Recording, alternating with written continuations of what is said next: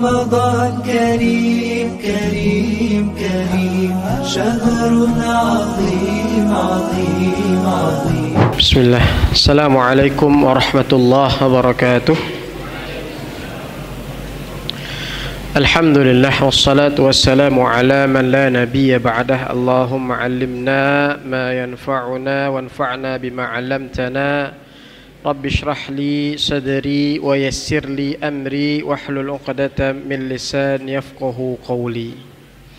Ikhwati irsyadani irsyadakumullah rahimanallahu iyyakum. Sidang jamaah salat tarawih Masjid Al-Islam yang dirahmati Allah Subhanahu wa taala. Alhamdulillah, di malam hari ini kita oleh Allah Subhanahu wa taala masih diberikan taufik oleh Allah Subhanahu wa taala untuk menghidupkan malam-malam Ramadan kita ya, dengan salat, dengan majelis ilmu, dan dengan amal-amal ketaatan yang lainnya, di mana pada saat yang sama banyak orang yang terhalang dari nikmat ini ya. Mereka menghabiskan malam-malamnya dengan wisata kuliner misalnya, mereka menghabiskan malamnya dengan sanda gurau dan yang lain sebagainya. Tentunya ini sebuah kenikmatan yang besar yang senantiasa harus kita rasakan. Karena kalau tidak kita rasakan ini sebagai sebuah nikmat, khawatirnya kita lupa mensyukurinya. Maka setiap berlalu nikmat-nikmat amal ketaatan yang Allah berikan kepada kita, maka harus kita rasakan itu sebagai sebuah nikmat. Kita selesai membaca 1 lembar 2 lembar Al-Quran ya, rasakan itu sebagai sebuah nikmat.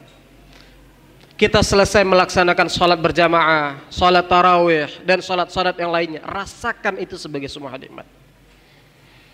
Kemudian salat dan salam kita doakan kepada Allah agar senantiasa tercurah kepada Nabi kita, Nabi Muhammad sallallahu alaihi wasallam.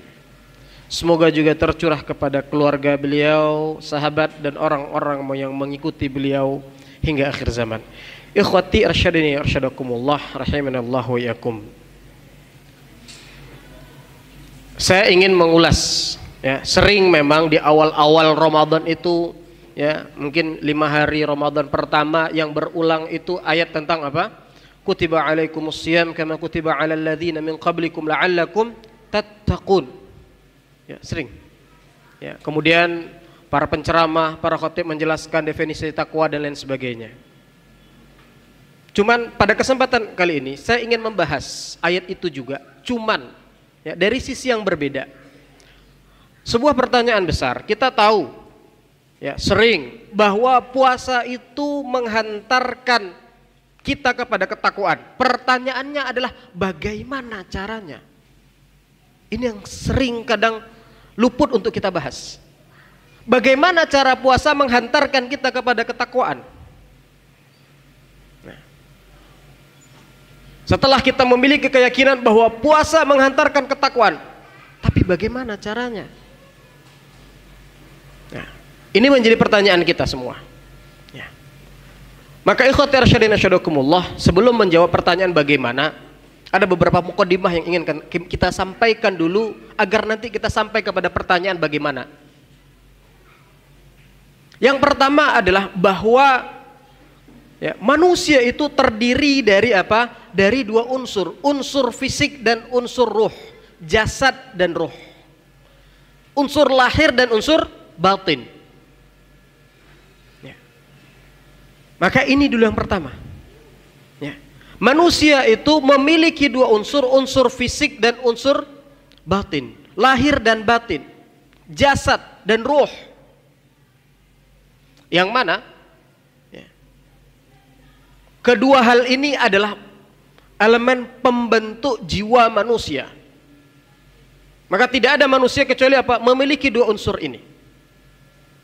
Maka oleh karena itu Allah Subhanahu wa taala mensyariatkan kepada kita berbagai macam ibadah. Yang mana ibadah tadi rata-rata adalah amalan fisik, namun ibadah tadi memiliki tujuan untuk mentarbiyah unsur ruh yang ada pada diri kita. Ya. Maka ibadah, apapun itu bentuk ibadahnya, apabila perhatian kita hanya pada faktor fisik saja, maka ibadah itu tidak akan menghantarkan kita kepada tujuan yang diinginkan oleh Allah Subhanahu wa taala dari ibadah tersebut. Sebagai contoh,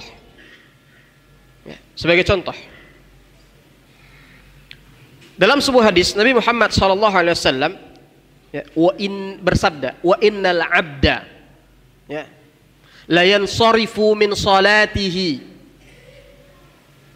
illa wa kutiba lahu ushruha tusu'uha thumunuha subu'uha sudusuha khumusuha rubu'uha thuluthuha wa nisfuha. Artinya tidaklah seseorang itu melakukan sholat kemudian dia selesai mengerjakan sholat, dari sholatnya dia hanya mendapatkan 1/10 dari pahala sholatnya. Dia mendapatkan 1/9, dia mendapatkan 1/8, dia mendapatkan 1/7, 1/6, 1/5, 1/4, 1/3, 1/2. Imam Ibnu Al-Qayyim Al-Jauziyah mengomentari hadis ini, beliau mengatakan bahwa para ulama salaf itu sepakat bahwa bahwa tidak ada nilai dari sholat seseorang kecuali berbanding lurus dengan kadar kekhusyuan, kehadiran hati dalam sholatnya. Sholat gerakan fisik, ya, takbir, kita mengangkat tangan, gerakan lisan, ya, takbir al-fatihah, ya, zikir pas ruku, zikir pas i'tidal, kemudian berdiri, ruku, sujud, duduk, tahiyat awal, duduk di antara dan sebagainya. Gabungan dari dari perbuatan dan perkataan. Ya, sehingga para ulama fikih itu mendefinisikan salat itu ya, as-salatu hiya aqwalun wa af'alun, kumpulan dari perkataan dan kumpulan dari perbuatan. Mufattatahun bit takbir wa mukhtatamatun bit taslim, dimulai dengan takbir dan diakhiri dengan salam. Ya. Ini unsur fisik semua. Maka ketika dari unsur fisik ini tidak dihadirkan unsur ruhnya, salat tidak khusyuk. Salat pikirannya kemana-mana. Salat yang bergerak hanya hanya lisan dan anggota tubuhnya, tapi hatinya tidak terlibat dalam salat. Maka seseorang tidak akan sampai kepada tujuan dari salat. Salah satu tujuannya adalah mensucikan jiwa. Salah satu tujuannya adalah membersihkan kita dari dosa. Salah satu tujuannya adalah mencegah kita dari kemaksiatan dan kemungkaran. Nah, maka ikhwati arsyadin asyadakumullah rahimanallahu yakum, ya, salat hanya sebagai contoh. Dari sini para ulama mengambil kesimpulan bahwa bahwa ya, tujuan-tujuan yang besar dari syariat-syariat Islam, khususnya rukun Islam, itu tidak akan bisa tercapai, tidak akan bisa, ya, sampai seseorang kepadanya kecuali dengan keterlibatan unsur ruh, yaitu keterlibatan unsur hati di dalamnya. Sekarang kita masuk ke dalam sholat. Ya. Tadi kita katakan bahwa tujuan besar dari sholat itu adalah sebuah madrasah yang bernama, ya, Ramadan. Tujuannya adalah takwa. Tapi seseorang tidak akan bisa, ya, sampai kepada ketakwaan jika puasanya hanya terbatas kepada menahan haus dan lapar saja. Tidak akan bisa tanpa dia melibatkan hatinya di situ, sehingga syahwatnya, keinginannya, matanya, telinganya dan anggota tubuhnya juga berpuasa dari hal yang diharamkan oleh Allah Subhanahu wa taala. Maka ikhwati arsyadani arsyadakumullah rahimanallah yakum, bagaimana Nabi Muhammad sallallahu alaihi wasallam mengatakan dalam suatu hadisnya, ya, dalam sebuah hadis qudsi maksud saya, ya, Allah Subhanahu wa taala mengatakan apa? Ya, kullu amali ibni Adam lahu, ya, innal hasanata bi'asyri amthaliha illa as-shaum fa innahu li wa ana ajzi bihi. Sesungguhnya seluruh amalan Ibnu Adam itu baginya, dan satu amalan itu dikali lipatkan menjadi apa? 10 kali lipat, kecuali puasa, kata Allah. Ya. Fa innahu li, puasa itu apa? Ya, untukku. Wa ana ajzi bi, dan saya sendirilah, kata Allah Subhanahu wa taala, yang akan membalasnya. Dilanjutkan oleh Allah Subhanahu wa taala, ya. Kenapa? Ya. Yada'u syahwatahu wa ta'amahu min ajli. Kita harus garis bawahi kata-kata apa? Dia meninggalkan ta'am, makanannya, unsur fisik, syahwatnya, unsur apa? Unsur ruh. Ya. Min ajli, karenaku. Maka keterlibatan dua hal ini dalam puasa kita, keterlibatan, ya, anggota tubuh kita untuk tidak melakukan pembatal-pembatal puasa. Kemudian keterlibatan hati kita untuk tidak melakukan hal-hal yang merusak pahala puasa. Maka inilah yang akan menghantarkan kita kepada ketakwaan. Ya, inilah yang akan menghantarkan kita kepada ketakwaan. Ya. Maka dalam sebuah hadis Nabi Muhammad SAW mengatakan, man lam yada' qaula zur wala amala bihi, barang siapa yang tidak meninggalkan perkataan zur, perkataan dusta, maksiat-maksiat lisan, entah itu ghibah, namimah, dusta, fitnah, ya, dan maksiat-maksiat lainnya. Hari ini maksiat-maksiat lisan itu bisa terwakilkan dengan maksiat-maksiat sosial media kita. Karena hari ini lisan kita terwakili oleh jari-jari kita, apa yang kita ketik di sosial media kita, di Facebook kita, di Instagram kita, di grup-grup WhatsApp kita. Ya, maka jangan kita anggap qaul zur itu hanya yang kita ucapkan. Yang kita tulis juga bisa bernilai qaul zur. Perkataan-perkataan fitnah, maksiat, dusta, dan lain-lainnya. Wala amala bihi, dan perbuatan-perbuatan dosa lainnya. Maka apa? Allah tidak butuh, ya, dia meninggalkan ta'amnya, makannya dan minumnya, ya, karena bukan ini yang diinginkan.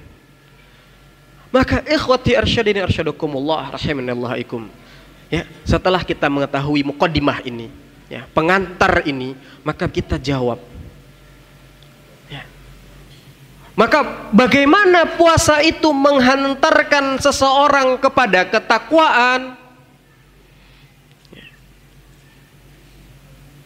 Maka puasa yang menghantarkan seseorang kepada ketakwaan adalah puasa yang melibatkan hatinya dalam, ya, puasa. Maka itu puasa seperti itu yang akan menghantarkan kepada ketakwaan.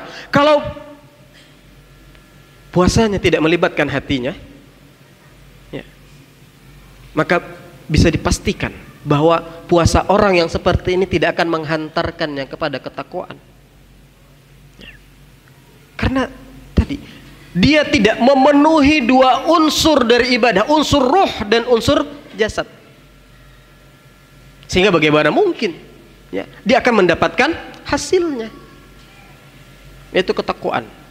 Kemudian ikhwati arsyadina asyadakumullah rahimanallahu yakum, pertanyaan berikutnya tadi, ya, setelah kita mengetahui bahwa puasa yang melibatkan, puasa yang menghantarkan kepada ketakwaan adalah puasa yang terlibat hati di dalam puasa tersebut, ya, maka apa, ya, dalam puasa, ya, seseorang dilatih untuk senantiasa merasa diawasi oleh Allah Subhanahu wa taala. Kalau kita berada di dalam satu ruangan di siang hari yang panas, Ya, panas, apalagi 2-3 hari ini panas, amat sangat panas. Ya. Kemudian di hadapan kita ada segelas air, ya, yang berembun dari kulkas. Kita sendirian. Pertanyaannya adalah, apa yang menghalangi antara kita dan air tersebut di siang hari yang amat sangat panas? Ya. Perasaan kita bahwa Allah Subhanahu wa taala melihat, kan begitu? Maka ikhwati arsyadini arsyadakumullah rahimanallahu yakum, ya. Maka ketika kita selalu menghadirkan hal seperti ini dalam puasa kita, perasaan kita diawasi oleh Allah Subhanahu wa taala, maka tentunya, ya, perasaan ini tidak hanya terbatas pada minuman yang dihadirkan di siang hari, tapi perasaan ini juga kita hadirkan dalam setiap amal ketaatan kita, dalam setiap tingkah laku dan perilaku kita di bulan Ramadan. Dan itulah kadang yang membedakan antara kita dan orang-orang soleh. Orang-orang soleh berhasil mentransfer madrasah Ramadan itu kepada 11 hari setelahnya. Perasaan senantiasa muraqabah, perasaan senantiasa Allah hadir dalam apa? Dalam perilakunya, secara dalam pengawasannya, sehingga itu yang membuat dia untuk apa? Untuk senantiasa berhati-hati dalam bertindak, karena dia tahu. Ya. Maka hadirnya perasaan inilah, ya, dalam puasa kita, itulah yang akan menghantarkan kita juga kepada ketakwaan. Kemudian hal yang ketiga, ya, masih dengan pertanyaan yang sama, bagaimana puasa itu menghantarkan seorang kepada ketakwaan? Ya, saya kutip, ya, sebuah kutipan dari Ibnul Humam, salah seorang ulama. Beliau mengatakan, idza ja'atil batan syabi'atil jawarih. Ya, dan sebaliknya, wa idza syabi'atil batan ja'atil jawarih. Yang artinya adalah apa? Kalau perut kita lapar, maka anggota tubuh kita yang lainnya akan merasa kenyang. Ya. Kalau merasa kenyang, seseorang itu tidak akan apa? Tidak akan mencari makanan yang lain meskipun disuguhkan senikmat apapun, orang sudah kenyang. Begitu pula lah, kalau perut kita kosong, maka anggota tubuh kita akan apa? Anggota tubuh kita akan merasa kenyang, sehingga mata kita tidak mencari penglihatan yang maksiat. Telinga kita sudah tidak lagi mencari-cari pendengaran yang maksiat. Tangan dan kaki kita juga akan terjaga. Dan sebaliknya, kalau perutnya kenyang,